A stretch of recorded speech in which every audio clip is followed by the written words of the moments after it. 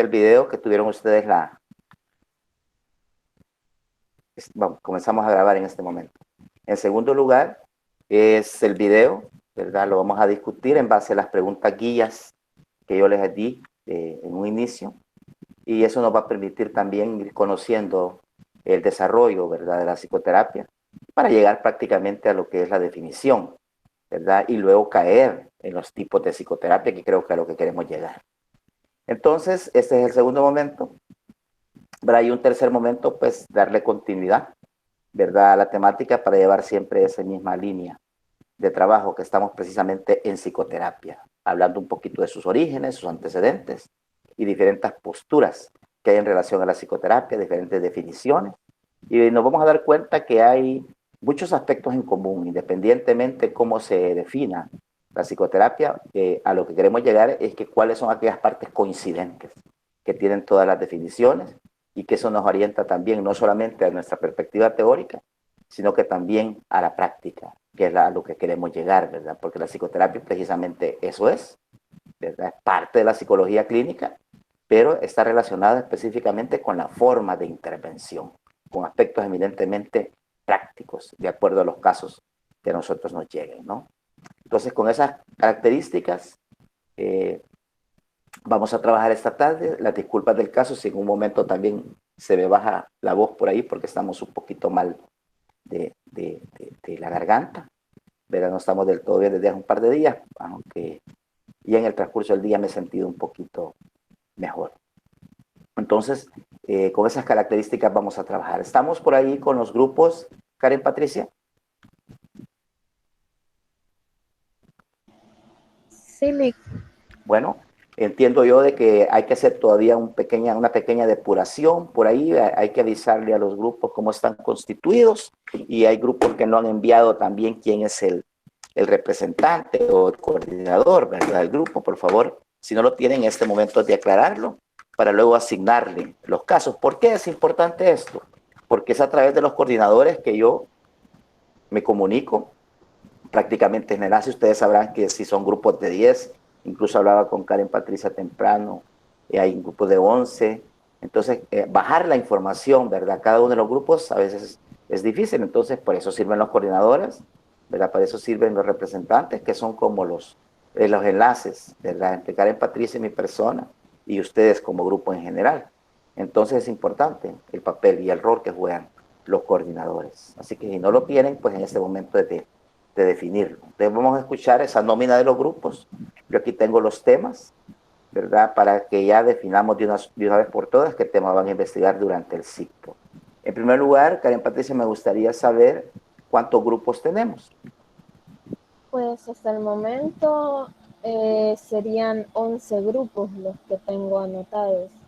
Más Muy que bien, todo, es el grupo de Darwin el que no me envió los nombres de las dos personas que se les iban a añadir. Y no sé si alguien más hace falta también. muy bien. Entonces le tomamos la palabra en este momento a Darwin para que nos explique cómo está la situación de su grupo. Ya quedaron pendientes con dos compañeros. Cierto, buenas tardes, Lick, y buenas tardes, Patricia, también. Pues ya tenemos a las dos personas que se agregaron con nosotros, solo que se nos pasó definitivamente, las disculpas del caso, se nos pasó a escribirle. No sé si se los digo aquí o se los puedo reescribir Escriba, al primo. en este momento, como Gaby Patricia tiene ahorita la nómina, en este momento usted dígale los dos nombres de los compañeros o compañeras para definir de una vez por todas. Creo que es la forma, ¿verdad, Karen? Sí, solo, Ajá. permítame, ahorita voy a...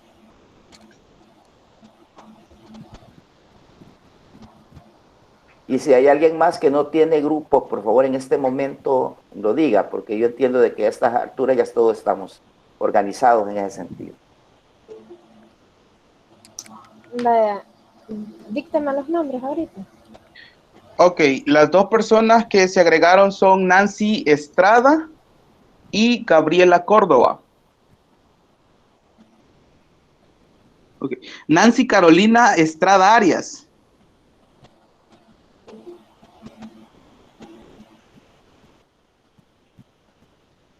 Y Estrada. Silvia Gabriela. ¿Perdón? Estrada Arias. Arias. Ajá. Y Silvia Gabriela Córdoba Castro.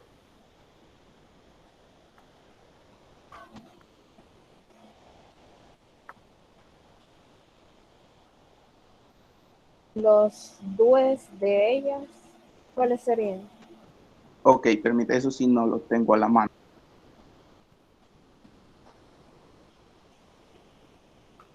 Hay otros compañeros o compañeras que no tienen grupo, vuelvo a repetir que en este momento estamos por definir esto. Mientras encontramos esos dúes.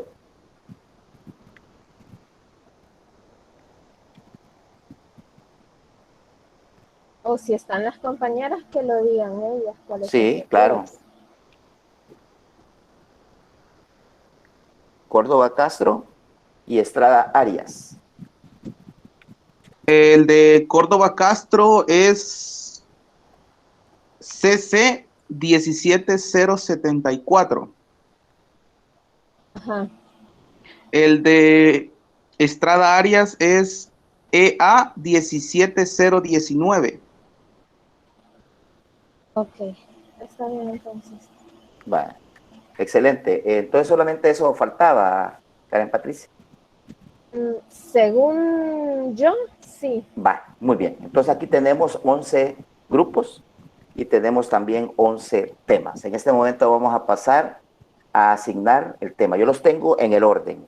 Yo tengo un orden acá y ese orden se debe de respetar porque da desde algunos planteamientos o algunos temas un poco más generales hasta temas más específicos, ¿verdad? Entonces yo los he ordenado, ¿verdad? Del 1 al 11 y con esas características también Karen Patricia los tiene por ahí, ¿verdad? Y en este momento me va a mencionar a uno de los representantes o coordinador vamos a ir evacuando cada uno de los grupos, Karen Patricia. Dígame el coordinador del primer grupo. Rebeca Abigail Cardona Vanegas. Muy bien. Celina, que la tengo acá directamente. ¿Escucha, Celina? Sí, sí, sí, la escucho. Dígame un número del 1 al 11, por favor. 8. El número 8. El tema 8 es manejo del duelo al interior de las familias. Esa es la asignación al grupo primero. Pero en el orden es el número 8. Manejo del duelo al interior de las familias. Es el primer grupo asignado, pero obviamente en el orden es el número 8. ¿Estamos, Karen? Sí. Muy bien. Ya tenemos asignado el primer tema. Vamos a ver. Darwin. Darwin, mencióneme un número del 1 al 11 que no sea el 8.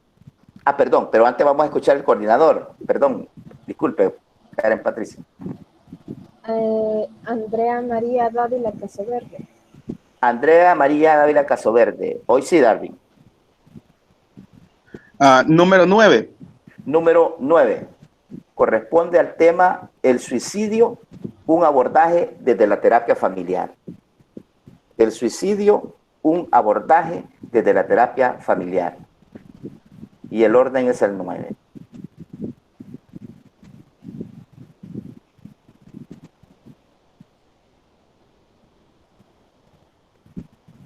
Tercer grupo de asignación. Representante. Catherine Stephanie Lobos Consuegra. Catherine Estefano Consuegra. Rebeca, dígame de un número del 1 al 11 que no sea ni el 9 y el 10.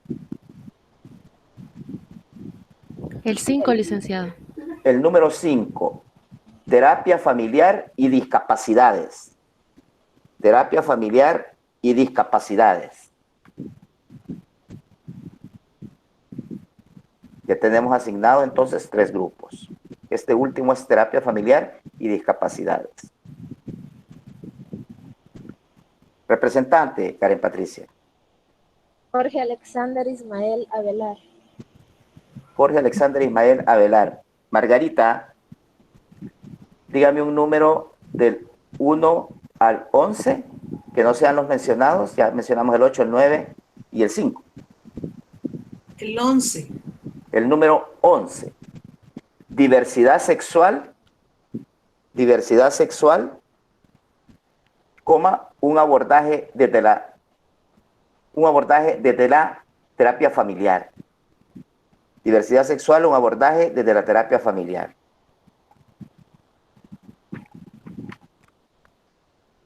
Vamos a ver.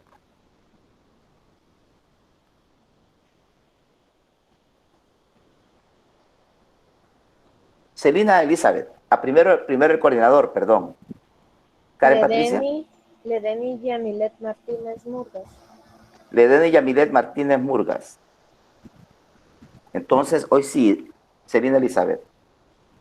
Mencióneme un número, por favor, de los no mencionados. 5. Ya había sido mencionado.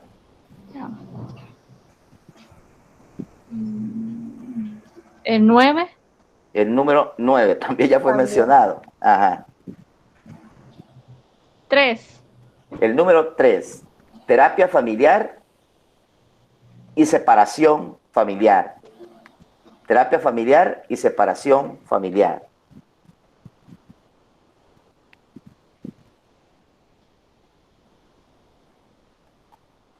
Veamos otro representante. Ana Griselda Nájera Orantes. Ana Griselda Nájera Orantes. Me acaba de borrar aquí la imagen de los compañeros. Usted mencione un nombre, Karen Patricia. Un número. No. Un nombre de un compañero del grupo, que no sea del grupo que estamos en este momento, para que digan un número. Diana Murgas. Vaya, Diana Murgas, mencióneme un número, por favor, de los que no han sido mencionados. El número 6. El número 6. Muy bien. El tema es terapia de pareja. Terapia de pareja.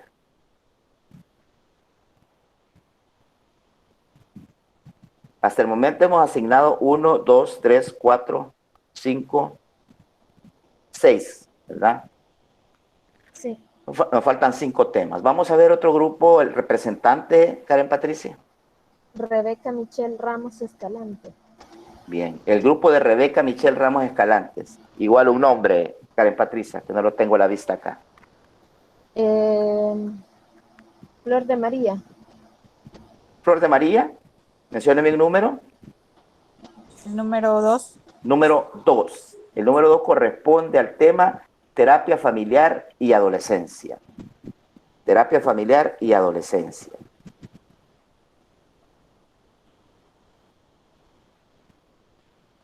Nos queda el tema 1, el tema 4, el tema 7, el tema 9 y el tema 10. Representante, Karen Patricia. Andrea Guadalupe González Linares. Andrea Guadalupe González Linares. Nombre de un estudiante. Ángel Oscar Hernández. Ángel Oscar. El número 1. El número 1, terapia familiar y niñez. Terapia familiar y niñez.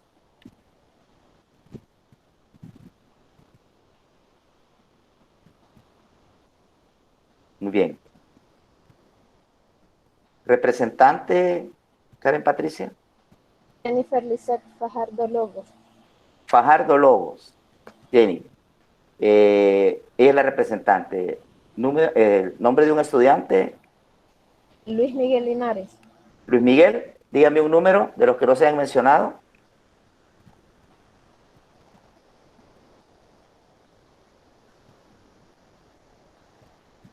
Tenemos el 4, el 7 y el 10. Luis Miguel. Quizás no está. Se ha retirado o no está, ¿verdad? No está presente. ¿Otro nombre? Manuel Rodolfo. Manuel Rodolfo Martínez.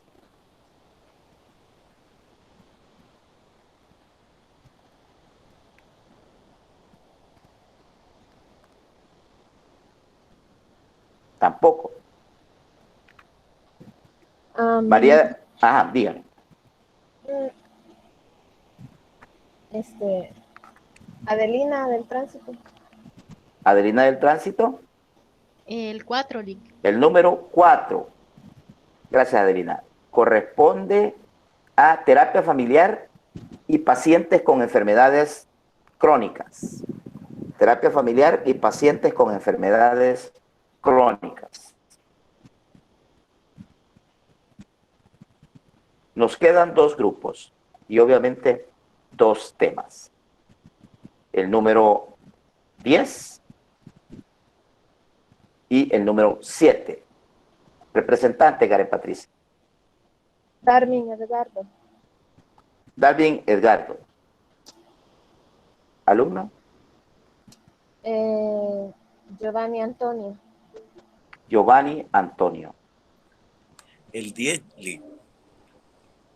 El número 10 corresponde al tema, gracias Giovanni, violencia intrafamiliar, un abordaje desde la terapia familiar. Violencia intrafamiliar, un abordaje desde la terapia familiar. Y es obvio que solamente hay un grupo pendiente, ¿verdad, Karen Patricia? Sí, el de Diana Abigail Gómez.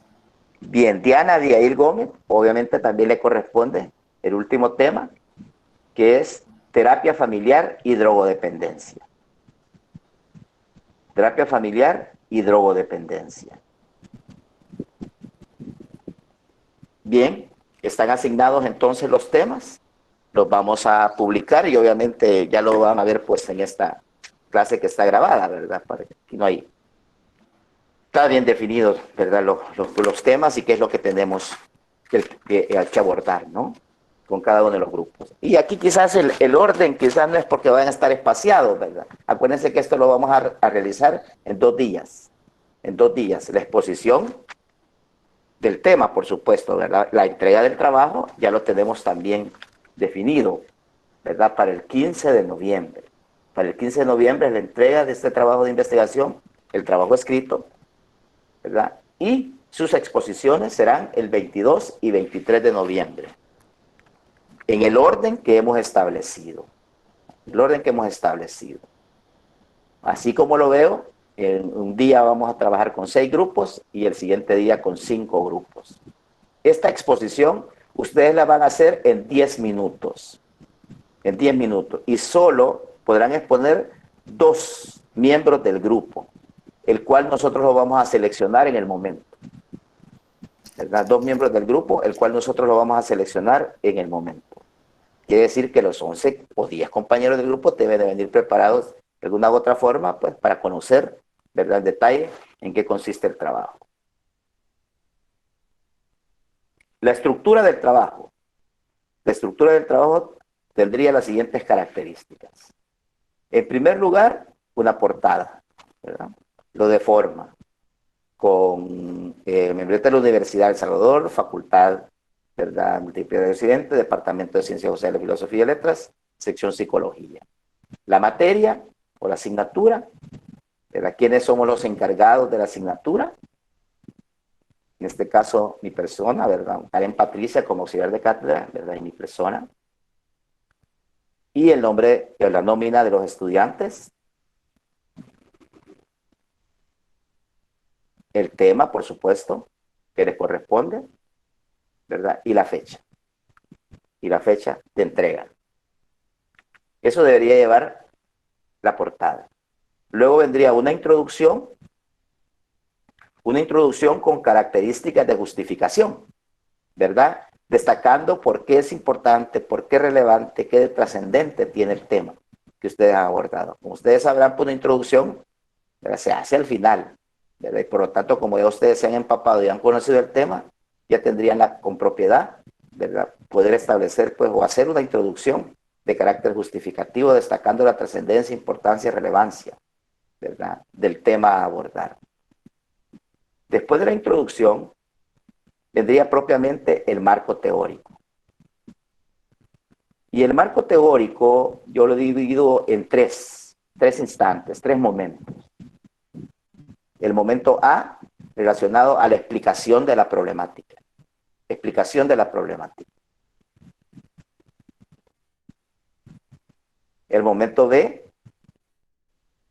efectos en la familia. O sea, cómo esta problemática, cómo esta situación, ¿verdad?, puede afectar a la familia.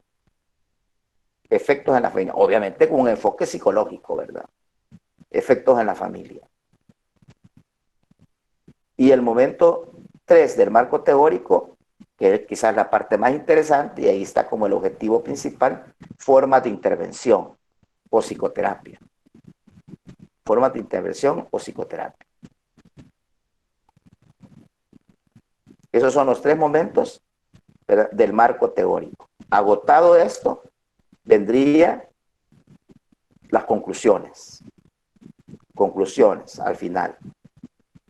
Conclusiones propias, ¿verdad? Después de haber ustedes estudiado el tema, después de haber discutido el tema, después de haberlo analizado, ¿verdad?, interpretado, las conclusiones. Y al final, las referencias, ¿verdad? ¿Cuáles fueron las fuentes consultadas? ¿Cuáles fueron las fuentes consultadas? Repito, portada. 1, introducción justificativa. 2, marco teórico, dividido en 3 momentos. Explicación de la problemática. Efectos en la familia. Y formas de intervención, o sea, psicoterapia. Eso constituye el marco teórico. Y luego vendría el apartado 3, que son las conclusiones. Conclusiones propias, conclusiones suyas, ¿verdad?, como grupo, como tal. Y al final, pues, el listado de las fuentes consultadas, que son las referencias. Son las referencias. Ahí viene la pregunta que siempre me hacen: ¿cuántas páginas más o menos podría tener? Desde ya les digo, pues, el trabajo, en términos generales, pues, de 15 páginas. 15 páginas, ¿verdad? Por ejemplo, ¿verdad?, no tomemos en cuenta la portada para el caso, pero la introducción, una página, ¿verdad? El marco teórico, que es la parte, pues, medular, que se divide en 3 momentos, ahí pueden ustedes ampliarse y pueden trabajar en unas 12 páginas, ¿verdad? 12 páginas aproximadamente, para que al final las conclusiones, ¿verdad?, puedan ocupar ustedes o tengan un espacio de 2 páginas. Si hacemos la sumatoria, pues 12, 2, 14 más una introducción, sería 15 páginas. 15 páginas. Obviamente para esto vamos a tener asesorías, ¿verdad?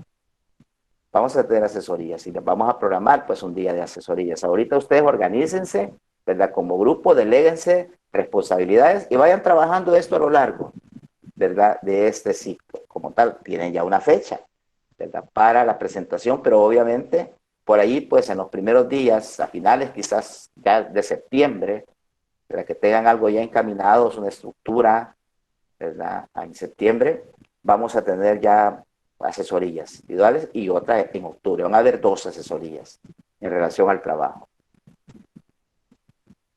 Ahorita, preocúpense por compilar información y obviamente por organizarse internamente. Esas son las características de la estructura del trabajo, compañeros, compañeras, y luego vendrían como la presentación de forma, ¿verdad? Siempre el tipo de letra es Times New Roman, el tamaño de la letra 12, interlineado 1.5, los márgenes, los 4, arriba, abajo, o sea, inferior, superior, izquierda o derecha, ¿verdad?, de 2.54 centímetros, lo que equivale a 1 pulgada de márgenes. Tomando en cuenta que la primera línea de cada párrafo debe tener sangrado, ¿verdad? Debe tener sangrilla o sangrado, como se le denomina, de 1.27, o sea, de media pulgada. Eso lo programan ustedes, ¿verdad?, directamente. Esos son algunos elementos básicos de APA, ¿verdad?, de APA, para que lo tomen en cuenta, pues, si eso le da un ordenamiento estético, ¿verdad?, a su trabajo. En la medida de lo posible, traten de trabajar entre 3 o 4 párrafos por página, ¿verdad?, más que todo en relación al marco teórico. ¿verdad? Porque eso de recorrido y de repente no hay ni un punto y aparte, ¿verdad? No solo no es estético, sino que también no se logran captar, ¿verdad? Las ideas que ustedes las han subdividido, pues, para explicar su marco teórico. En la medida de lo posible, trabajen con 3, 4 párrafos por cada página. Y en cada párrafo, vuelvo a repetir, en la primera línea, debe tener, pues, sangría de 1.27. ¿Preguntas? Estamos hablando de generalidades, ¿verdad? Ya en las asesorías particulares, a me imagino ya tendrán sobre la base de algún producto, podemos dar algunas obligaciones u observaciones específicas.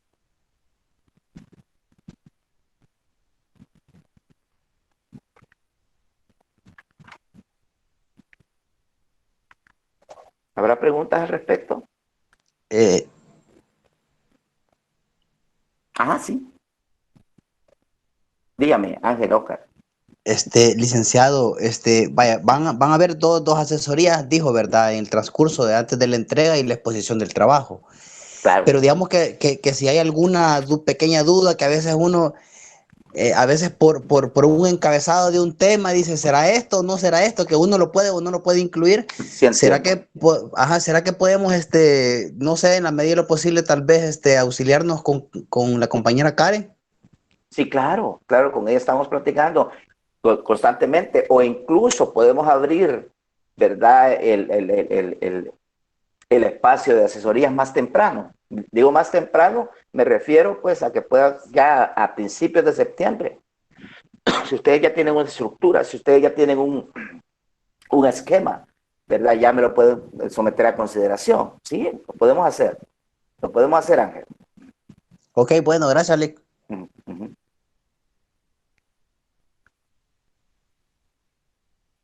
¿Alguna otra pregunta en relación a este trabajo final que ya fue designado con las temáticas? Buenas, Lynn. Buenas. Simplemente con respecto a las 15 páginas, usted dijo que la introducción es una página, el marco teórico va aproximadamente 12 páginas, las conclusiones 2 páginas. Entonces, y referencia sería otra página. Sí. Serían 16. Serían 16, aunque, o sea, la portada y las referencias no las tomamos en cuenta. ¿Verdad? Okay. No las tomamos en cuenta. Sí. Gracias. Les digo por las negociaciones que siempre hacemos, porque de repente se compila bastante información, ¿verdad? Y cómo la ordenamos, ¿verdad? Y aquí entra en juego 2 cuestiones. Uno, su capacidad de síntesis y de resumen, y su capacidad de organizar, ¿verdad?, su trabajo. Eso obedece, pues, a la discusión que ustedes hacen. Porque me he dado cuenta que de repente se delegan, vos investigas sobre esto, vos investigas sobre eso, y de repente se junta con un montón de información, ¿no? Pero entonces, cuando vengamos a asesorías, ya traigamos depurada la información. Y no me dicen que nosotros tenemos 30 páginas. No, ¿verdad? Entonces, tratemos de someternos, ¿verdad?, a estos espacios de páginas para que tengamos menos problemas, pues, desde un principio, ¿verdad? Ya cuando vengan a asesoría ya traigan ustedes el material que supuestamente ha sido resumido, ¿verdad? O ustedes lo han sintetizado como tal y consideran ustedes que así lo han estructurado y es de la mejor forma en esos 3 momentos que yo les digo, ¿no? Les digo porque se forma parte también de la organización grupal y de cómo ustedes se deleguen y se organicen, pues, internamente. Por otro lado, también acordémonos que ahora no tenemos que presentar esos grandes mamotrotes, ¿verdad? O esos grandes documentos, ¿verdad?, de 100, ¿verdad?, o más de páginas. No, la capacidad de resumen es muy importante. Y ustedes se han dado cuenta, por ejemplo, ahora que ustedes han consultado artículos científicos, ¿verdad?, se dan cuenta de que no, si tardan por ahí por 10, 12 páginas máximo, ¿verdad? Entonces, ese también es parte de la experiencia de aprendizaje. Usted debe de acostumbrar, ¿verdad?, a escribir y a tener esa capacidad de síntesis y de resumen. Y lo que más importante también, de la organización del grupo y cómo ustedes logran ponerse de acuerdo y coordinarse, ¿verdad?, de la mejor forma.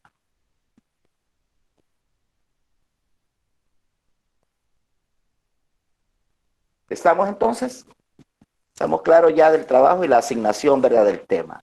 Aquí lo único que le pediría yo a Karen, Patricia, es que la publicáramos, ¿verdad?, los temas con sus respectivos grupos, ¿verdad?, para que ustedes ya tengan conocimiento de esto, porque obviamente las clases están grabadas, pero por cuestiones de orden también, ¿verdad? Es más didáctico, ¿verdad? Y quedan claros cómo nos hemos definido y cómo nos hemos organizado al interior del grupo en general.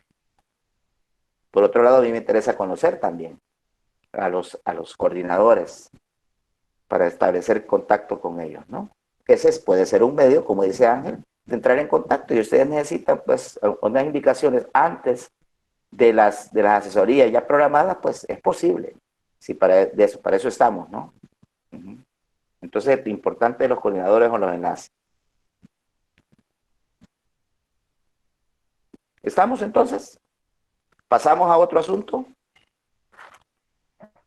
Sí. Excelente. Entiendo yo que sí, ya no hay preguntas al respecto. Por lo menos por el momento, ¿verdad? En relación al trabajo.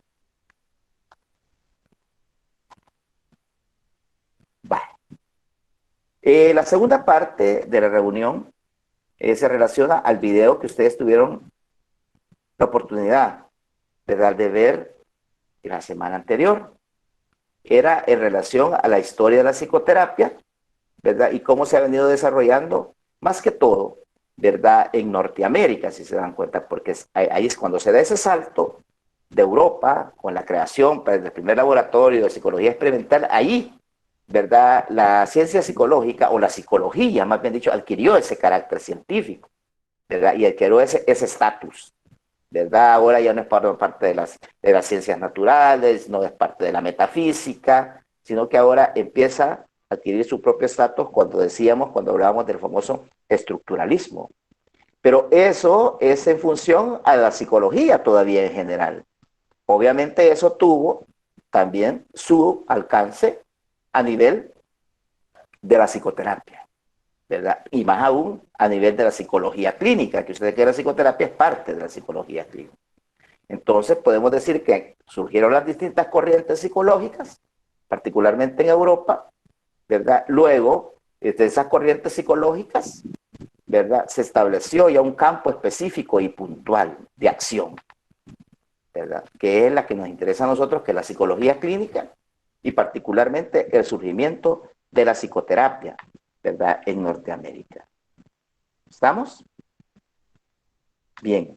Entonces, ahí planteé yo algunas preguntas guías que fueran ustedes identificando sus posibles respuestas a partir del video, que dura aproximadamente 50 minutos, ¿verdad? Esta es una maestra de una cátedra específica, pero que nos orienta en esta clase o en esta conferencia, como la llamemos, ¿verdad?, en la historia de la psicoterapia.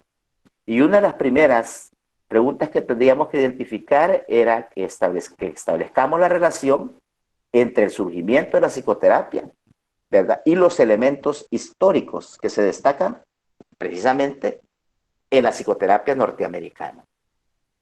¿Qué aspectos destacaron en esta primera pregunta guía, compañeros?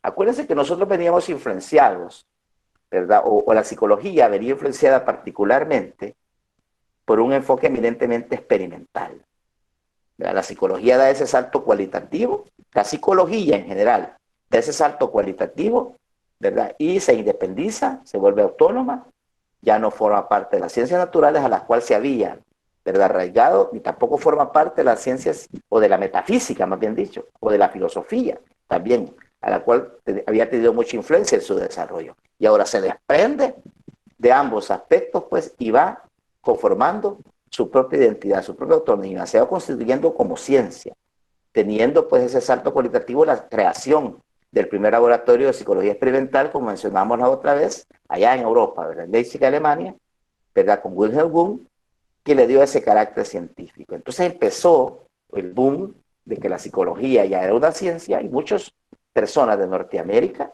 iban a estudiar a Europa, ¿verdad?, como tal. Y luego, después de esos conocimientos, se instalaban precisamente en Norteamérica.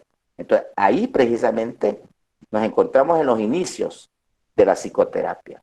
porque hasta el momento había una psicoterapia influenciada siempre por el modelo médico, la creada por Sigmund Freud, que es el psicoanálisis, ¿verdad?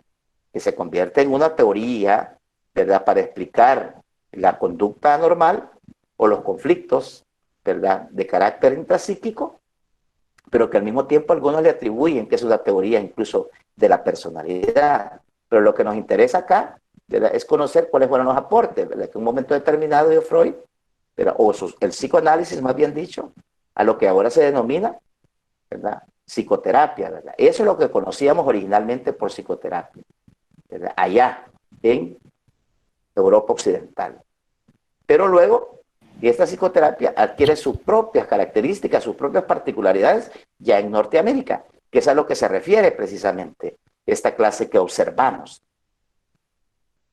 Por ahí vamos. Entonces yo les pregunto, ¿verdad? Decía, ¿cuál, verdad, es la relación? ¿En qué ámbito, verdad, se da precisamente esos nuevos métodos alternativos? Darwin. Sí, nuevamente, buenas tardes. Pues, buenas tardes. Con respecto, usted mencionaba algo acerca de los aportes de Sigmund Freud. Los grandes aportes que creo que ha dado son los mecanismos de defensa, son los aportes los más significativos, porque la mayoría ya están desfasados en nuestra era, ¿verdad? Pero la psicología eminentemente norteamericana surge en respuesta o basándose en la escuela de los rusos, Pavlov, con el conductismo, porque en un principio la escuela americana era conductista. Vemos a Watson y Skinner, que son los, después de Pavlov, los que continuaron su línea de investigación, y tiene razón. Wilhelm Wundt en Europa es otro de los que influencia la escuela americana con su primer laboratorio científico de psicología. ¿Y por qué la escuela americana o norteamericana tiene la tendencia de conductismo? Porque cuando la psicología de salto a la ciencia estaba influenciada por el conductismo, que todo lo que puedo observar, lo observable es ciencia. Entonces, era lo único observable de la psicología, la conducta. Cuando se crea esto de la caja negra y que no importan los procesos psíquicos que tiene, a pesar de que Sigmund Freud les había dado una importancia relevante, muy relevante en su teoría. Entonces, la escuela de psicología americana tiene sus comienzos con el conductismo. Eso sería. Definitivamente. Lástima, David, que no se le oye, se oye como una pequeña interrupción, pero logré escuchar la lógica de su respuesta. En efecto, entonces la psicología norteamericana precisamente incluso surge en contraposición de los planteamientos, ¿verdad?, del psicoanálisis. ¿Por qué? Porque la psicología norteamericana es práctica, ¿verdad? La psicología norteamericana es experimental. La psicología norteamericana debe, dicen para ellos, que la psicología debe de tener evidencias, debe de observarse precisamente su objeto de estudio. Y por eso precisamente para ellos la conducta, ahí viene el nombre del conductismo, obviamente, es lo más importante, lo que se puede ver, lo que se puede palpar, ¿verdad? Lo que se puede, pues, evidenciar. Acuérdense de aquel dato que yo no sé si existió a nivel histórico, el planteamiento que hace Watson, ¿verdad? Que a mí no me interesa porque un niño llora, ¿verdad? Cuáles son sus estados mentales, sus emociones que están allá adentro, que eso al fin y al cabo no se puede ver.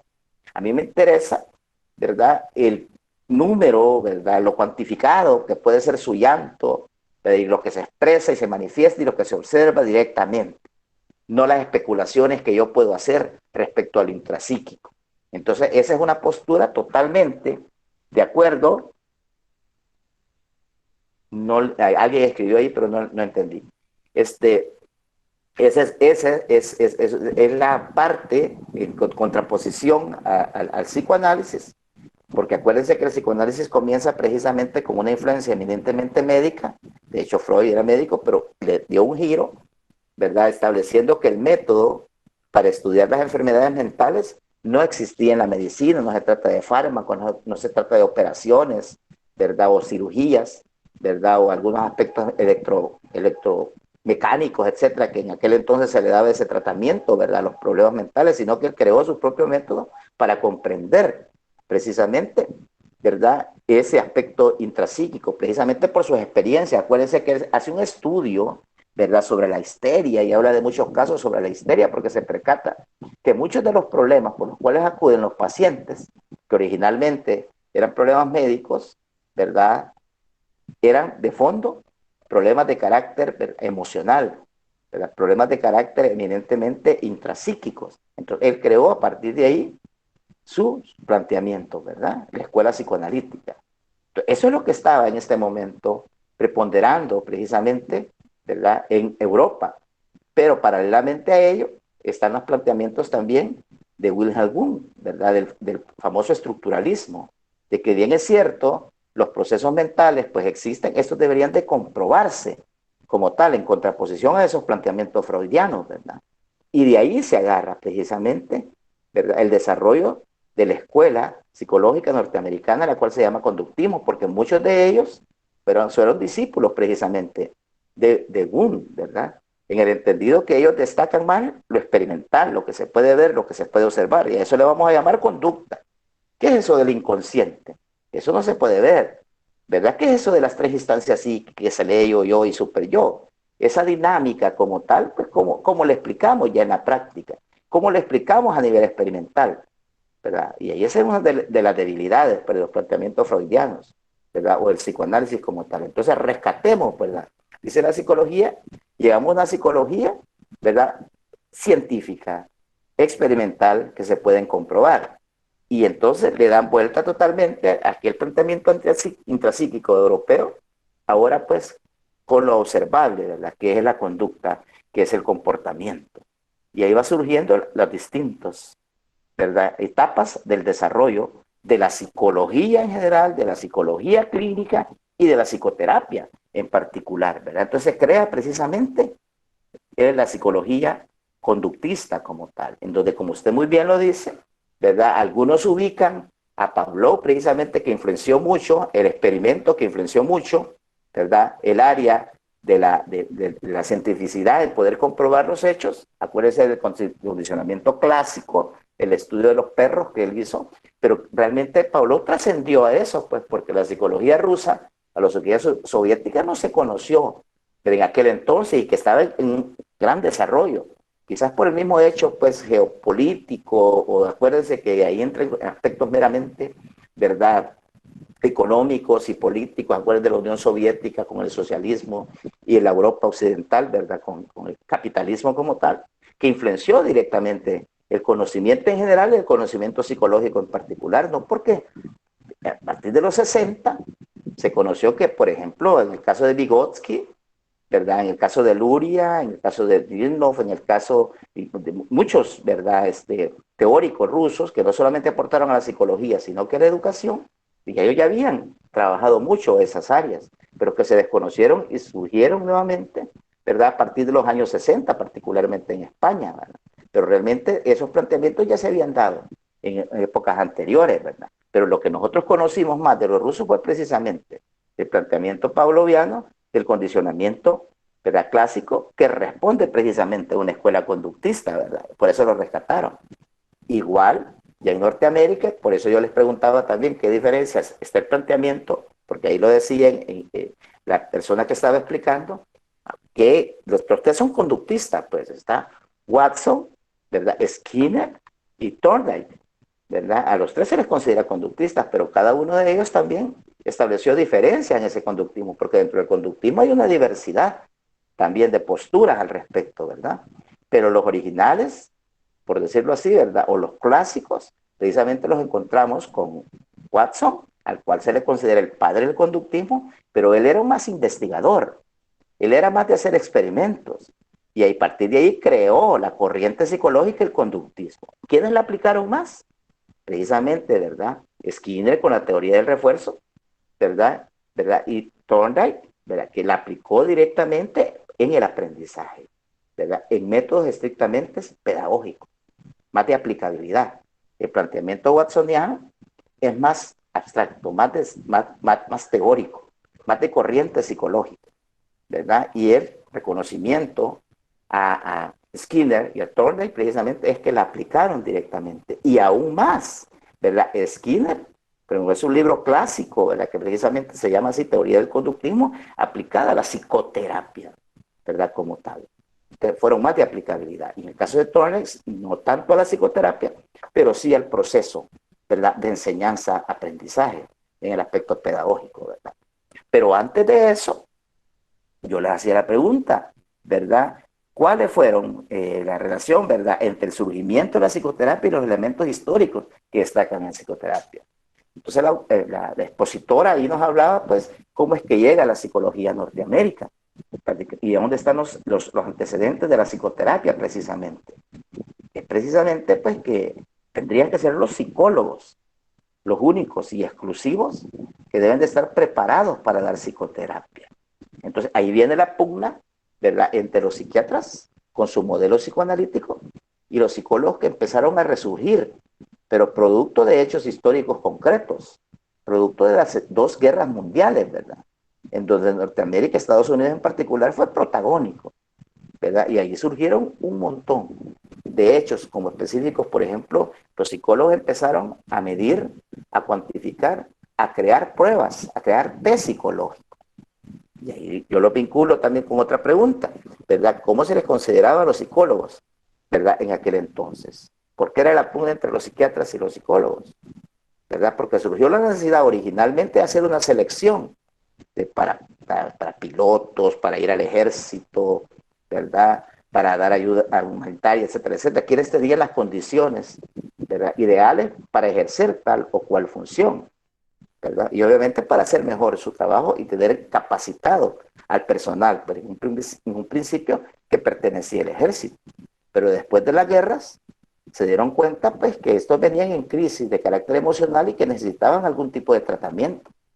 Y el tratamiento no iba a estar basado en el psicoanálisis, porque esos son tratamientos largos, ¿verdad? De años, ¿verdad? Tras años, ¿verdad? Y no sacar adelante el caso porque se empieza como a escarbar y a profundizar sobre esos aspectos intrapsíquicos. Entonces los norteamericanos, ustedes lo saben, son pragmáticos, son más prácticos, ¿verdad? Y entonces preparan, ¿verdad?, aquellos psicólogos que originalmente estaban más orientados a seleccionar personal, ¿verdad?, a pasar pruebas de personalidad, ¿verdad?, a conocer algunas habilidades y destrezas, etc. Y ahora se encuentra con una población que venía dañada emocionalmente, perjudicada emocionalmente, y que se venía a insertar a familias, ¿verdad?, como veteranos de la guerra y que necesitaban algún tipo de tratamiento como tal. Pero se daba cuenta, ¿verdad?, en la formación académica de los psicólogos no estaba esa área de atención, porque ellos estaban acostumbrados única y exclusivamente a pasar pruebas psicológicas, ¿verdad? Entonces ahora se crea y el gobierno aporta, ¿verdad?, a las universidades, a la educación, para que se creen psicólogos, ¿verdad?, con carácter científico, psicólogos investigativos, psicólogos académicos, que más adelante le van a dar, ¿verdad?, vida al aspecto de la psicología clínica para la atención de casos y especializarse precisamente en esa área, ¿verdad?, de atención. Entonces ahí surge la pugna entre la psiquiatría con el modelo psicoanalítico, ¿verdad?, y los psicólogos desde la perspectiva conductista aplicable, ¿verdad?, como tal, en sus orígenes, por supuesto. Después se modifican y se cambian ciertos aspectos también. Lo que estamos hablando acá es cómo es que surge la psicología clínica en Norteamérica y cómo surge particularmente la psicoterapia y ante qué hechos. Y como lo hemos dicho siempre, ¿verdad?, es la historia, son los hechos sociales quienes determinan el avance de los conocimientos y en este caso el avance de la ciencia y particularmente de la ciencia psicológica. Es esa realidad, ¿verdad?, de la guerra, esa necesidad de conocer capacidades, destrezas y más adelante, ¿verdad?, de tratar los efectos negativos y nocivos que tuvo la guerra, ¿verdad?, en los norteamericanos. Entonces empezaron a formar psicólogos para atender ese tipo de casos y ellos eran los idóneos. ¿Qué formación tenían? Formación conductista. Partieron de los conocimientos teóricos de la corriente psicológica que ya estaba en avanzada, ¿verdad?, de Watson, que como repito era más teoría, ¿verdad?, pero luego surgió Skinner con su teoría de refuerzo y con sus planteamientos de atención en relación al conductismo, ¿verdad?, y luego también Kitchener, ¿verdad?, que precisamente lo aplica directamente al área educativa. Entonces, por ahí está la situación cuando yo le preguntaba qué relación había entre la psiquiatría, entre los psiquiatras y los psicólogos, o originalmente, cuál es el papel o el rol de los psicólogos en Norteamérica, ¿verdad? Ana, luego Araceli y por último Wilfredo. Muy bien. Buenas tardes, Lick. Buenas tardes. Bueno, hablando de las dos preguntas, algunos de los elementos históricos que más destacaba ella fueron los periodos de entreguerras, y que debido a eso, posteriormente ya no había la suficiente o no existía la suficiente cantidad de psiquiatras para atender a los veteranos que regresaban con secuelas de la guerra, y entonces el gobierno comenzó a dar financiamiento para la educación en psicología clínica como tal, aplicada y no solamente en laboratorio o llevada con personas sanas, porque anteriormente a la atención clínica, como se conoce actualmente, o como la psicoterapia con personas, como ya lo mencionaba, con patologías, se trabajaba con personas sanas, como ya mencionó, con los test o con la selección de personal. Y los psiquiatras se molestaban porque ellos decían que los psicólogos no tenían la suficiente capacidad ni científica ni de investigación como los psicólogos universitarios, y que los tenían como en un mal prestigio, considerados como psicólogos de segunda por no tener ese rigor científico que sí tenían otros psicólogos de otras áreas.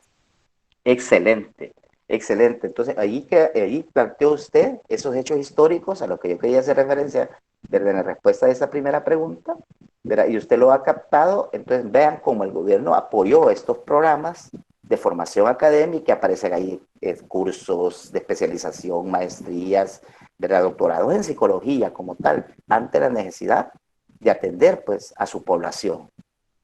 Entonces empieza el desarrollo de la psicología clínica y particularmente la psicoterapia, ¿verdad? Como tal, lo que surgió como una corriente psicológica eminentemente teórica, ahora es de aplicabilidad, y particularmente a partir de la psicología clínica y de la psicoterapia. Y surge precisamente la Asociación Americana de Psicología, la famosa APA, la que se ha encargado tradicionalmente de ir en búsqueda de la mejora de la profesión, de la psicología desde la perspectiva como tal, pues como profesionales. De ahí surge, ¿por qué estos, haciendo paréntesis, por qué este esquema APA, ¿verdad? Para la presentación de artículos académicos, de hacer investigaciones, precisamente, ¿verdad? Con la línea de trabajo de ir en búsqueda, ¿verdad? De un mejor profesional de la psicología, y que parte precisamente, ¿verdad? De la ciencia, de la investigación, de la experimentación como tal, ¿verdad? A eso obedece, ¿verdad? Entonces se aporta mucho, ¿verdad? Financiamiento para la creación y el desarrollo de psicólogos clínicos, ¿verdad? Pero formados pues académicamente y especializados como tal. Y ahí vendían las pugnas con los psiquiatras que tradicionalmente ya lo que habían tratado, habían dado pues el tratamiento psicológico, pero con una formación psicoanalítica como tal. Ahí están los orígenes, precisamente, y usted lo ha captado muy bien, ¿verdad? Ajá. Entonces, tradicionalmente el papel de los psicólogos, originalmente, ¿verdad?, eran ser psicómetras, aplicar test psicológicos nada más, y todavía se tienen residuos de esos. Todavía algunos médicos conciben y tienen la creencia de que los psicólogos somos eso, ¿verdad? Que solamente aplicamos pruebas, ¿verdad? Que damos adiestramientos, que capacitamos, pero para un funcionamiento más que todo en búsqueda, ¿verdad?, de la mejora o de la calidad en relación al trabajo, en relación al rendimiento académico, ¿verdad? Sí, el psicólogo hace eso, pero es eso, debe ser eso y más, ¿verdad? Porque es una concepción integral como tal. Y fíjense que eso tiene su influencia precisamente en la formación de la psicología. En El Salvador hay un libro muy bueno de unos esposos precisamente que son como de la primera generación de psicólogos, que de la Universidad de El Salvador, obviamente solo ese existía antes, ¿verdad? Por ahí por los 50, que surge precisamente la carrera de psicología, pero los psicólogos eran psicómetras, auxiliares, ¿verdad?, de psiquiatras en ese sentido, y esa era su formación. Entonces, vean cómo esa influencia norteamericana, ¿verdad?, tiene también su aplicabilidad pues en el desarrollo de la ciencia psicológica en El Salvador. Muy interesante, ¿no? Muy interesante. Entonces, después viene la formación de los psicólogos, pero ya, ¿verdad?, en un área de especialización, ya atención de casos como tal. Y entonces surge precisamente el conductismo, que estaba en desarrollo, ¿verdad? La psicología debe tener un objeto de estudio que se pueda ver. La psicología debe tener un objeto de estudio que se puede evidenciar. Pero es la conducta. Es la conducta. Pero el conductismo radical, ¿verdad?, de Watson, ¿verdad?, no establecía, como bien lo dijeron hace un rato algunos de ustedes, que entre el estímulo, ¿verdad?, y la respuesta que da el sujeto, media una situación, pues, ¿verdad?, interna, ¿verdad?, un pensamiento, un conocimiento, ¿verdad? Entonces, el conductismo radical, ¿verdad?, llegaba solamente a explicar, pues, el estímulo, ¿verdad?, cómo influye para dar una respuesta. Pero ahora sabemos que entre un estímulo y otra respuesta hay un cerebro, ¿verdad?, con toda una serie de procesos mentales que se estructuran y que se elaboran, ¿verdad?, como tal, ¿verdad? Pero anteriormente no. Siempre con la creencia de que eso que está en medio no se puede ver, es muy abstracto, ¿verdad? Y no, la psicología debe de comprobarse como tal, decía el conductismo. Y se acuerdan de una frase también clásica de Watson, ¿verdad?, que nos han dado en nuestra formación: Deben a 10 niños recién nacidos, yo haré de ellos lo que quieran. Los puedo hacer, ¿qué? Ingenieros, los puedo hacer bailarines, los puedo hacer prostitutas, los puedo hacer, ¿verdad?, delincuentes, los puedo hacer científicos, etcétera. ¿Qué estaba diciendo él? Que él podía manipular y manejar los estímulos y que a partir de los estímulos ya podía pronosticar la respuesta. Pero el ser humano no es tan mecánico. Entre estímulo y respuesta hay toda una serie de procesos mentales, ¿verdad? Pero aquello es el conductismo radical. Más adelante esta concepción conductista va cambiando, ¿sí o no? ¿Verdad? Lo que nosotros llamamos neoconductismo. Y por eso precisamente yo les preguntaba también, ¿verdad?, ¿cuál era la diferencia entre los planteamientos de Watson, de Skinner, ¿verdad?, y de Thorndike? ¿Sí? Y Watson, ya dijimos, es el iniciador, ¿verdad?, pero desde la perspectiva teórica del conductismo. Que Skinner lo aplicó directamente. Y es más, ¿verdad?, él creó, pues, precisamente un método psicoterapéutico en la atención de los casos, ¿verdad? Y en el caso de Thorndike lo aplicó directamente en los procesos de enseñanza-aprendizaje porque era un pedagogo. Y algunos, ¿verdad?, dicen en sus planteamientos de la historia de la psicología norteamericana que Thorndike fue el primer psicólogo formado en Norteamérica. Pues en el caso de Skinner, ¿verdad?, y en el caso de Watson, se habían ido a estudiar a Europa. En el caso de Thorndike, él formado directamente ya en Norteamérica, ¿verdad?, de esta misma generación como tal, ¿verdad? Entonces, el Watson más teórico, más abstracto en su teoría, y Skinner, ¿verdad?, y Thorndike más de aplicabilidad. Uno en el área estrictamente clínica, en la psicoterapia, y tiene su famoso libro, ¿verdad?, El conductismo en psicoterapia, ¿verdad? Y en el caso de Thorndike, la aplicación, ¿verdad?, de los conductismos, pero directamente el proceso de enseñanza-aprendizaje desde la perspectiva psicopedagógica como tal, ¿verdad? Eso ya en la aplicabilidad. Y luego les planteo yo otra pregunta, y ahí lo explica también la autora, ¿qué es el neoconductismo? Oh, bueno, ahí me he levantado la mano al otro, no, perdón.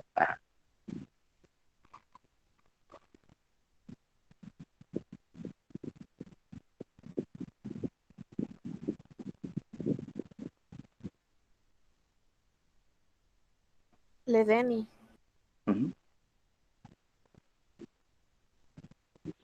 Solo como recalcar un poquito acerca de la diferencia que estaba mencionando de Thorndike con Watson, que se mencionaba en el video de que sabemos que Thorndike pertenece a la ley del efecto, ¿verdad? Muy Y bien. con él sí se formó y se dio un concepto, pero en el caso de Watson, su aporte fue como más sociológico que científico, o sea, no había un concepto distinto para Thorndike. Totalmente de acuerdo. Entonces, cuando dicen ahí los autores sociológicos, ¿verdad?, no se refieren también a aquella sociología histórico-social, cultural, ¿verdad? Se refieren a lo social como lo ambiental, como que el ambiente está predeterminado, ¿verdad?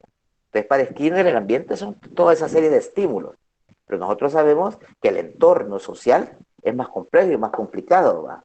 Que en su momento podríamos plantearlo con los planteamientos socioculturales de Vygotsky, ¿va?, que en ningún momento ¿verdad?, mencionan acá, que en ningún momento se mencionan acá, ¿verdad? Pero cuando habla del planteamiento sociológico al cual se le atribuye, ¿verdad?, a Watson, se refiere al aspecto del ambiente, a los estímulos que existen en el entorno, ¿verdad? Como ya predeterminados como tal. ¿Ah? Y no le daba importancia a ese aspecto central que tiene el pensamiento, en donde los planteamientos ya, por ejemplo, de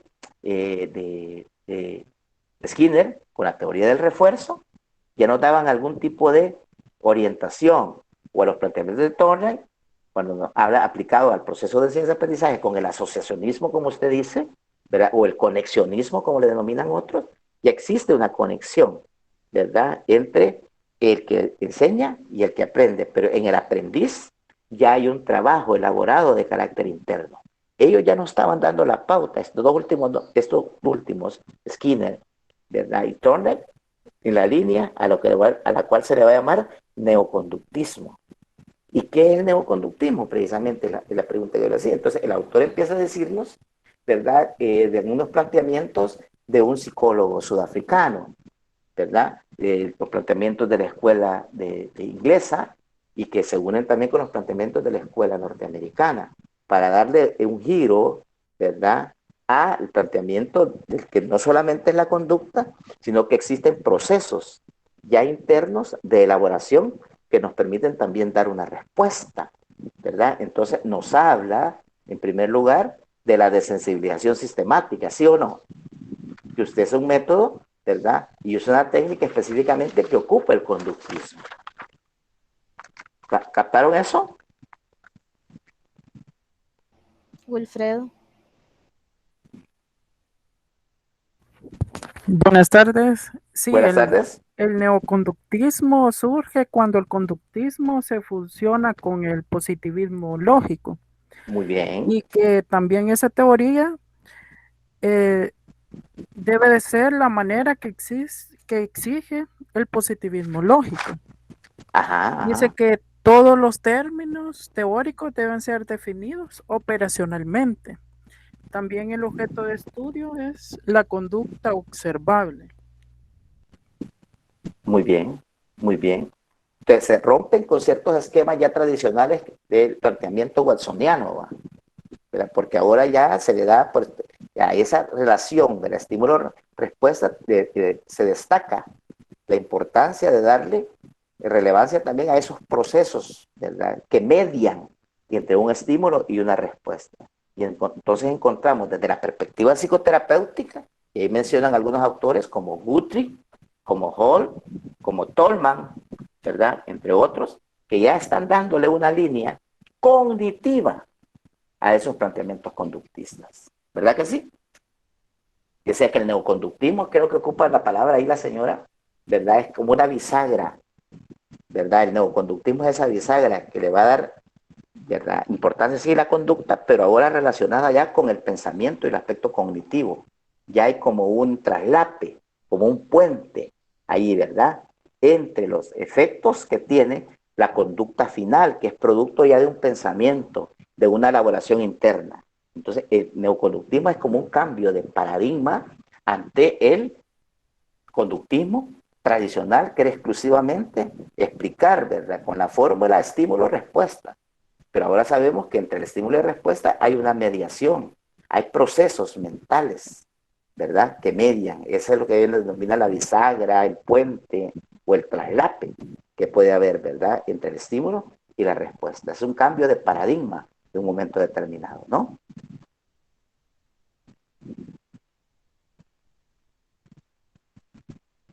¿Alguien más?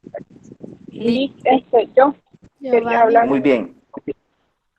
Camila. No sé si le había escuchado la diferencia entre el conductismo y el neoconductismo. No sé si Sí, preguntó ¿por qué eso. no? Sí, okay. Bueno, yo había tomado en cuenta de que el neoconductismo se toma en cuenta el entorno del individuo, ya que en esto se puede modificar la conducta. En cambio, en el conductismo solo se toma en cuenta el estímulo que se aplica a la persona para esperar una determinada respuesta. No sé si de acuerdo. ahí. De acuerdo. No, de acuerdo, vamos bien ahí. Pero lo que pasa es que desde la perspectiva Watson, como usted dice, destaca exclusivamente el papel del estímulo.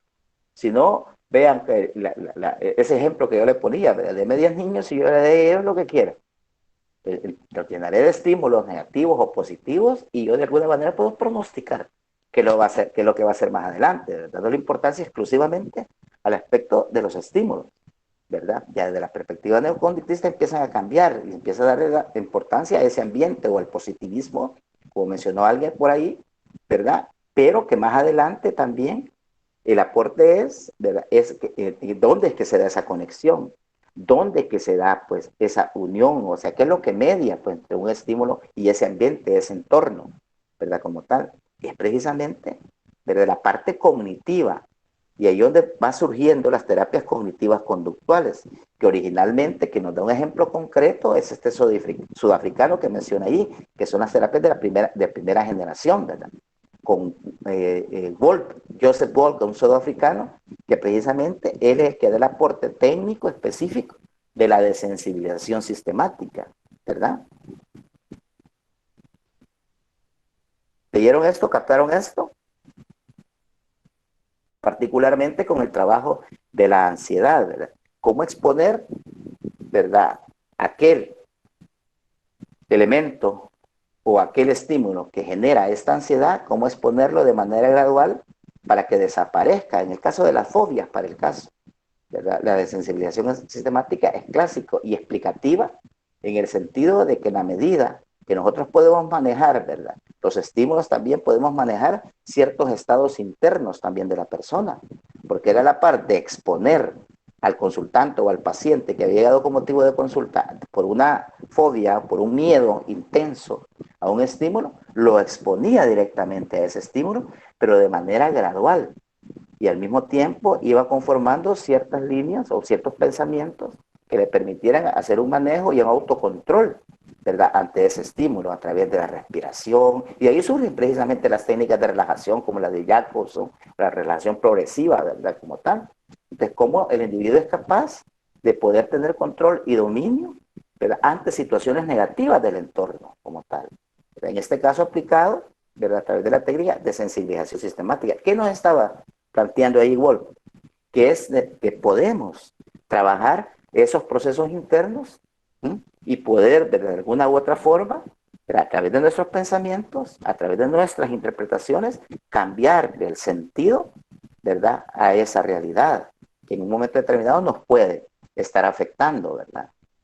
Y este fue un caso, este fue un paso, ¿verdad?, trascendental, ¿verdad?, que da estas terapias de primera generación para llegar precisamente a esta segunda generación, ¿verdad? De allí precisamente, ¿verdad?, aparece también, ¿verdad?, Einstein, ¿verdad?, en Inglaterra. ¿Y cuál es el planteamiento de Einstein? Que es otra de las preguntas que yo les hacía, ¿no?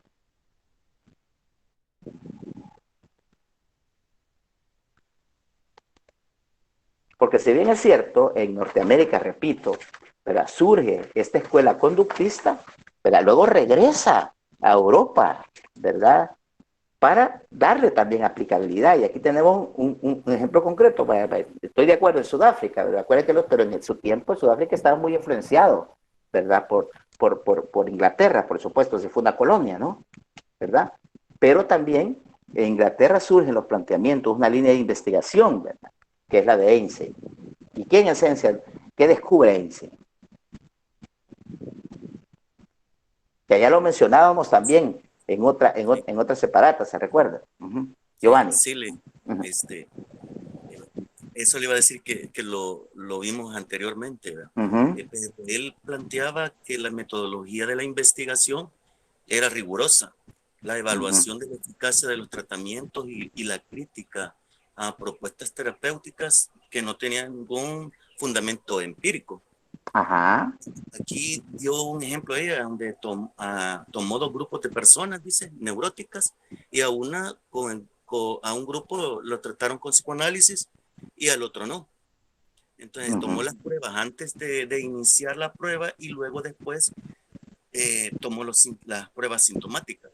Y luego los porcentajes de mejoría para ambos fueron iguales. Entonces de ahí creo que surge ya la forma de que la psicoterapia, en este caso la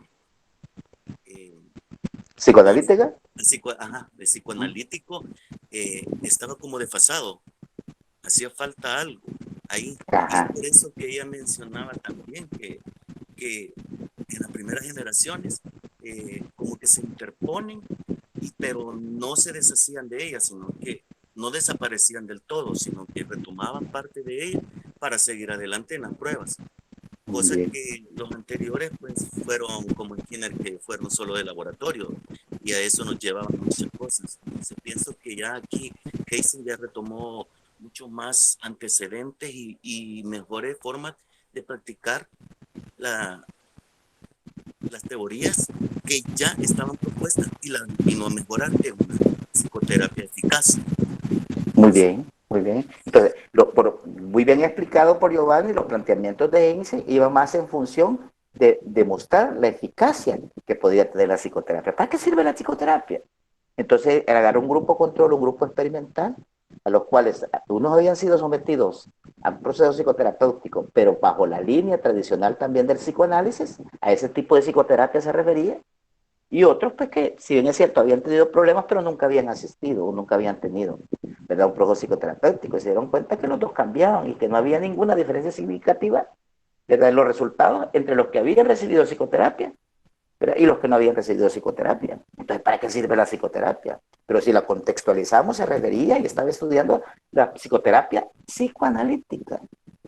Entonces, de ahí surgió, ¿verdad?, la necesidad de hacer una psicoterapia sustentada precisamente, ¿verdad?, en aspectos experimentales, en aspectos científicos como tal.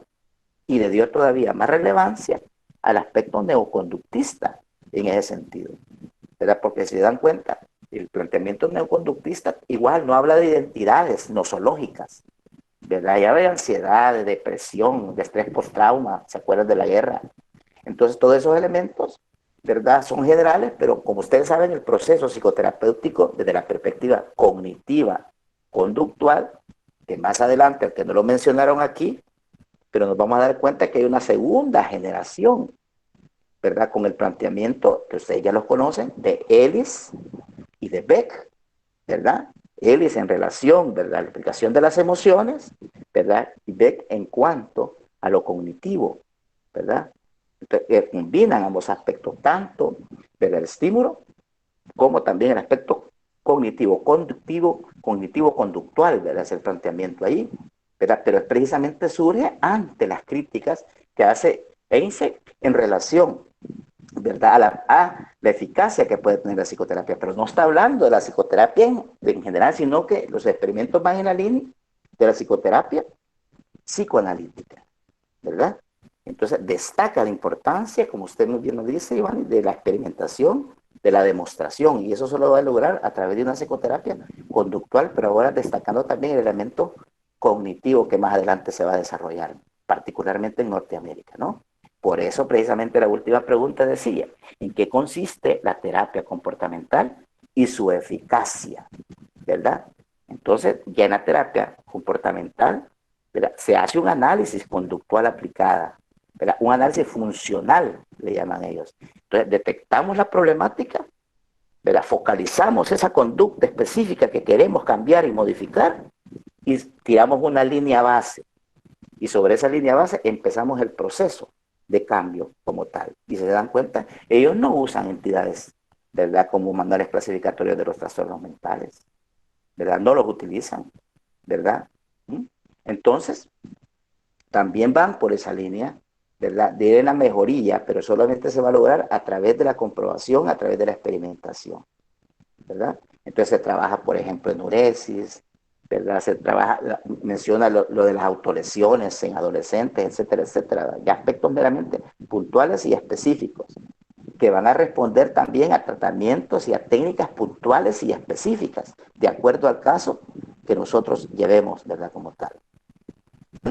Entonces, los conductistas tienen rasgos comunes, pues, de las llaves de primera, segunda, tercera generación, como ya vamos a ver en la división, ¿verdad?, que precisamente aplican, ¿verdad?, la psicología clínica debe ser aplicada, ¿verdad?, directamente sobre algunas conductas específicas y puntuales, y que debe tener una demostración empírica, ¿verdad?, a través de investigaciones científicas.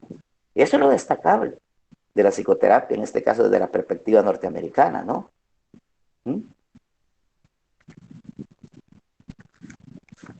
Eso es lo que nos ha dicho, ¿verdad?, la señora, y ha sintetizado en 50 minutos ese planteamiento.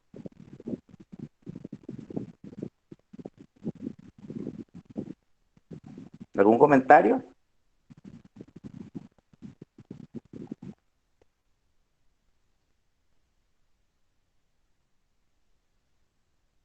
Vale. Entonces, prácticamente ahí se concentra en terapias de la primera generación, ¿verdad? ¿A qué le vamos a llamar las terapias de primera generación? Es cuando aparece precisamente el conductismo, ¿verdad? Y es una reacción, ¿verdad?, ante la terapia psicoanalítica, ¿verdad? Y le da importancia, como ustedes decían, al ambiente, ¿verdad?, a los estímulos, ¿verdad?, que originan y modulan, ¿verdad?, la conducta, ya sea normal o anormal, en este caso sería de los consultantes, ¿verdad? Y surge precisamente, si nos ubicamos en tiempo, ¿verdad?, en espacio en Norteamérica, pero en tiempo, ¿verdad?, estamos hablando por ahí por 1920 y que dura durante mucho tiempo, hasta por ahí por mitad de siglo, 1950.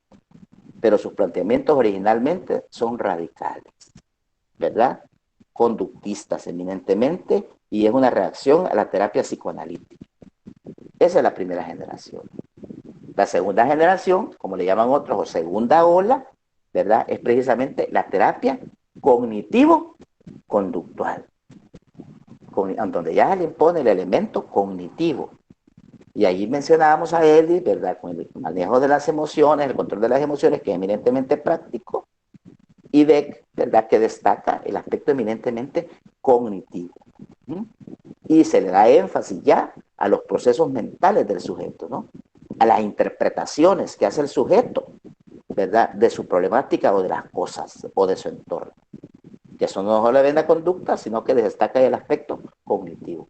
Esa es la segunda generación o la segunda ola, que es la cognitivo-conductual, ¿verdad? Y surge precisamente, que nos ubicamos en tiempo, en los años 60, ¿verdad?, del siglo anterior.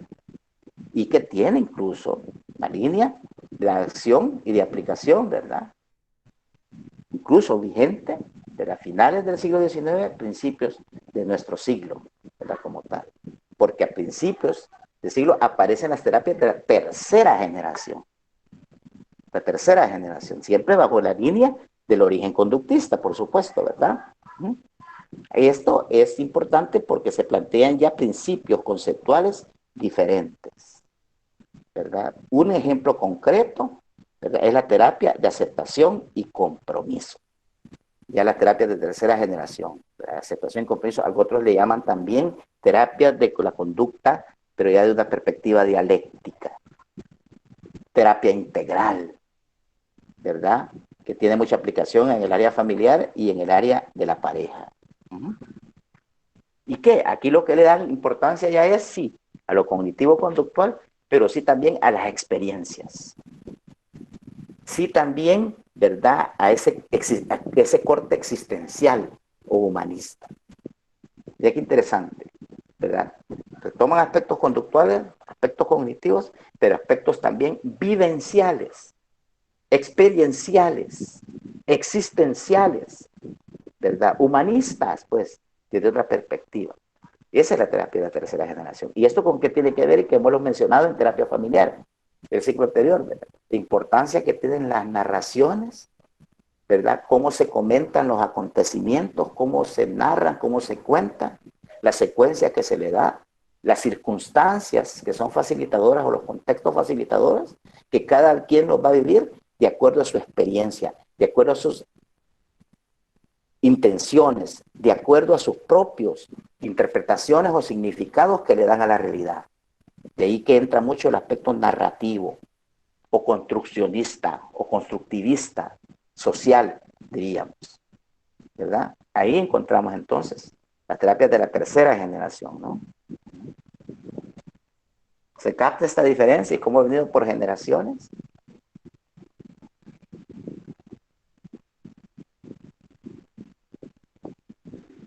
Sí.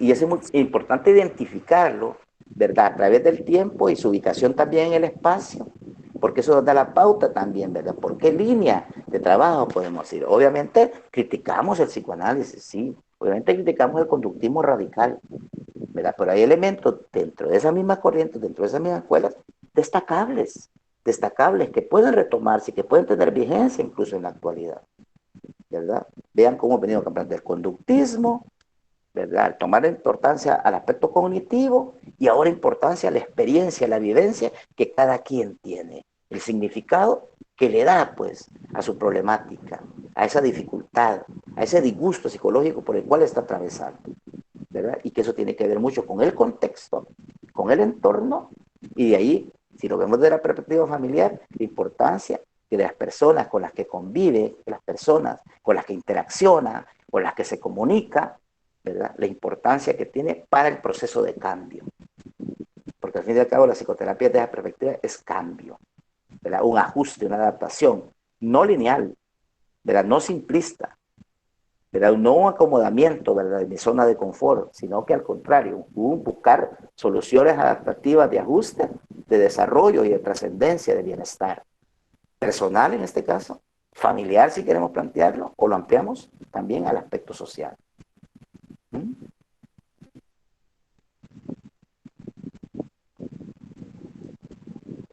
¿Vamos bien ahí en ese desarrollo?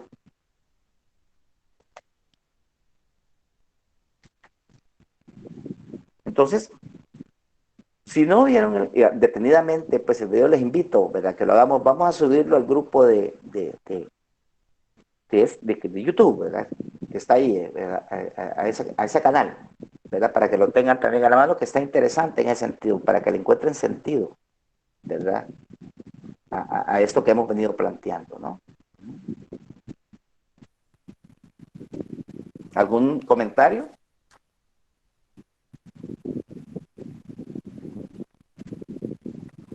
Lick, Ajá. yo creo que quizá, sí, buenas tardes. Buenas tardes. Como lo que estaba exponiendo usted, que a pesar de que, digamos que las nuevas corrientes psicológicas que han ido surgiendo después de la primera generación, y podemos partir desde el conductismo y su reacción hacia el psicoanálisis, pero independientemente, si hayan otras nuevas escuelas o nuevas corrientes psicológicas, siempre va a haber la base de donde nació toda la psicología como tal. Claro. O sea, independientemente salgan nuevas críticas, nuevos aportes, pero siempre va a estar esa base que no se puede negar, tanto el conductismo como también lo que es el psicoanálisis. Tienen su base en la psicología y difícilmente, como usted decía, algunos aportes o algunas bases de la psicología que nacieron en el conductismo y en el psicoanálisis todavía pueden estar vigentes. Claro, por supuesto. Y yo recuerdo que también la señora que nos expuso, la doctora, ella hablaba que no le gusta la palabra generación, ¿verdad? Porque al parecer dice, se terminó esta generación, comienza otra, ¿verdad? Pero quedan residuos, ¿verdad?, de las generaciones anteriores. Entonces a ella le gustaba más la palabra hola, ¿verdad? Así es como una comparación, ¿verdad? Una metáfora, ¿verdad? Si queremos plantearlo así, que las olas del mar regresan y se llevan la misma anterior y ahí están en ese vaivén, pues. Un residuo de la primera queda ante la nueva que se conforma, ¿verdad? Es como la perspectiva dialéctica, los principios de la dialéctica, ¿verdad? Hay un principio fundamental de la dialéctica, ¿verdad? Nada surge, ¿verdad?, de nada, sino que sobre la base de un conocimiento previo, y sobre eso se va conformando otro conocimiento, y no se descarta completamente lo anterior, ¿verdad? Solo que ahora se cualifica, ¿verdad? Es más calidad sobre la base de la cantidad que se conoce en un momento determinado. Algo así, como el desarrollo del ser humano, ¿verdad? Nosotros como tales, ¿verdad?, podemos llegar pues a cierta etapa, ¿verdad?, es quizás, ¿verdad?, siempre tenemos ese componente único y exclusivo de desarrollo particular e individual, si vale la comparación. Igual al ciclo vital familiar, ¿verdad?, como tal, cómo influyó, ¿verdad?, la primera etapa de la conformación de la pareja, luego la tenencia de los hijos en lo que somos ahora, ya como adultos, ya como abuelos, si queremos plantearlo así, ¿verdad? No se pierde precisamente ese proceso, en este caso, de la formación de las teorías psicológicas y en particular de la aplicabilidad que tienen a la psicología clínica y aún más dentro de la psicoterapia. Y es lo que ha destacado siempre el enfoque sistémico, ¿verdad? El enfoque sistémico retoma de cada una de estas líneas ¿verdad?, psicoterapéuticas. Y de acuerdo al caso, aplica ciertos elementos. Alguien decía, algunos mecanismos de defensa tienen una explicación, ¿verdad?, comprobable en el comportamiento humano, en el desarrollo de la personalidad del ser humano también. ¿Quién iba a pensar? Imagínense que alguien se independizó y creó sus propios métodos psicológicos para poder comprender y establecer, ¿verdad?, una área de acción, de intervención, ¿verdad?, de diagnóstico, de tratamiento, que es el área clínica, ¿verdad? ¿Cómo desprenderse de aquella línea médica exclusiva o filosófica?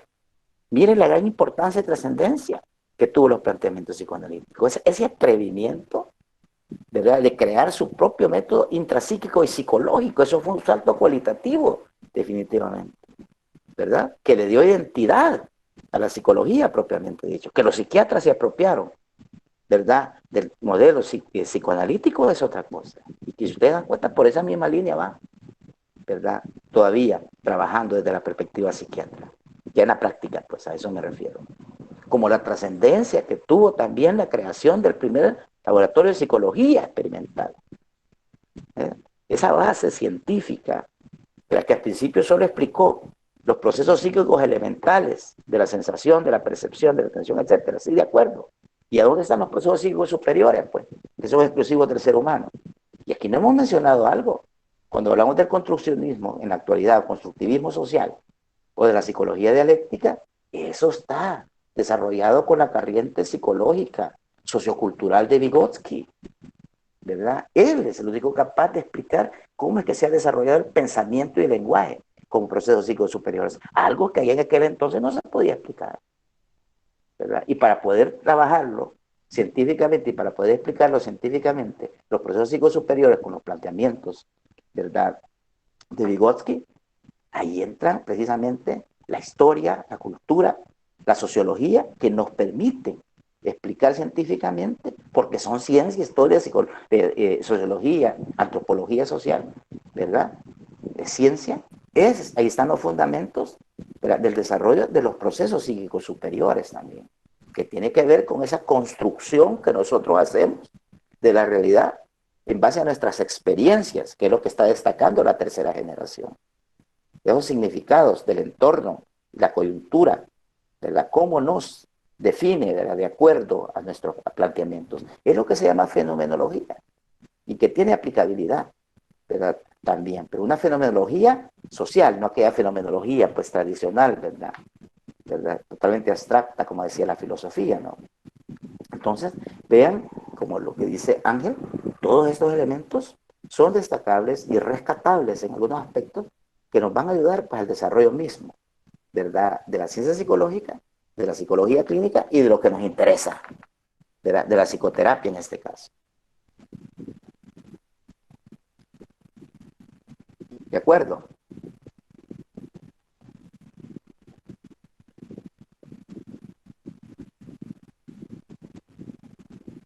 Sí, Lick.